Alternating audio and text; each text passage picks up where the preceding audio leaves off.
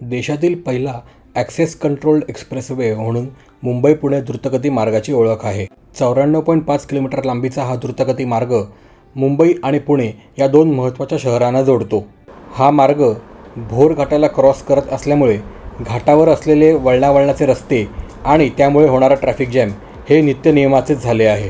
या मार्गावर होणारे बरेचसे अपघात हे याच भागात होतात.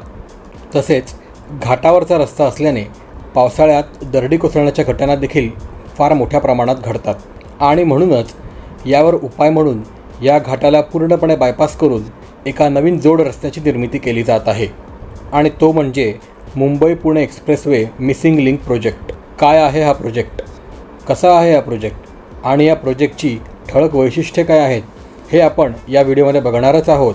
पण त्यापूर्वी जर तुम्ही चॅनलवर नवीन असाल तर चॅनल सबस्क्राईब करायला विसरू नका, कारण हे व्हिडिओ तुमच्यापर्यंत पोहोचवायला मला आणि माझ्या ड्रोनला फार मेहनत घ्यावी लागते. तुमच्या एका लाईक आणि सबस्क्राईबमुळे मला नवीन व्हिडिओ बनवण्याची ऊर्जा मिळते. आता आपण या प्रकल्पाबद्दल थोडी माहिती जाणून घेऊयात. या प्रकल्पाची पूर्ण लेंथ आहे 13.3 किलोमीटर. यावर 2 वायाडक्ट आणि 2 बोगदे असणार आहेत. दुसरा वायाडक्ट जो असणार आहे तो केबल स्टे ब्रिज असणार आहे आणि तो भारतामधील सर्वात उंच केबल स्टे रोड ब्रिज असणार आहे. तसेच या मार्गावरील बोगदे हे आशिया खंडातील सर्वात रुंद बोगदे आणि जगातील 2 नंबरचे सगळ्यात रुंद बोगदे असणार आहेत. या मार्गामुळे मुंबई पुण्याचे अंतर 6 किलोमीटर आणि वेळ 25 मिनिटांनी कमी होणार आहे. 2024 सालच्या मध्यापर्यंत हा प्रकल्प पूर्ण होण्याची शक्यता आहे. या नकाशात पिवळ्या रंगाने जो दाखवला आहे तो आहे सध्याचा मुंबई पुणे एक्सप्रेसवे.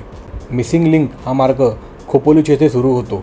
तिथे सुरू होतो पहिला वायाडक्ट, त्यानंतर लगेच येतो पहिला बोगदा, त्यानंतर येतो दुसरा वायाडक्ट आणि त्यानंतर तो सर्वात लांब टनेल नंबर 2 आणि शेवटी हा मार्ग कुसगाव येथे सध्याच्या मुंबई पुणे एक्सप्रेसवे मार्गाशी जाऊन मिळतो. आता बघूयात या मार्गाची आणखीन विस्तृत लेआउट. खोपोली येथून या प्रोजेक्टला सुरुवात होते आणि तिथे येतो या मार्गावरील पहिला वायाडक्ट जो आहे 0.9 किलोमीटरचा. त्यानंतर वायाडक्ट संपल्या लगेच चालू होतो या मार्गावरील पहिला बोगदा जो आहे 1.68 किलोमीटरचा. हा बोगदा संपल्या लगेच येतो या मार्गावरील दुसरा वायाडक्ट जो असणार आहे केबल स्टे ब्रिज जो आहे 0.6 किलोमीटर लांबीचा. आणि त्यानंतर लगेचच येतो या मार्गावरील बोगदा क्रमांक 2 जो या मार्गावरील सर्वात लांब बोगदा असणार आहे, ज्याची लांबी असणार आहे 8.9 किलोमीटर आणि हा बोगदा लोणावळा तलावाच्या खालून जाणार आहे. शेवटी कुसगाव येथे हा मार्ग सध्याच्या मुंबई पुणे एक्सप्रेसवे मार्गाशी येऊन मिळतो आणि इथे मिसिंग लिंक प्रोजेक्ट हा संपतो.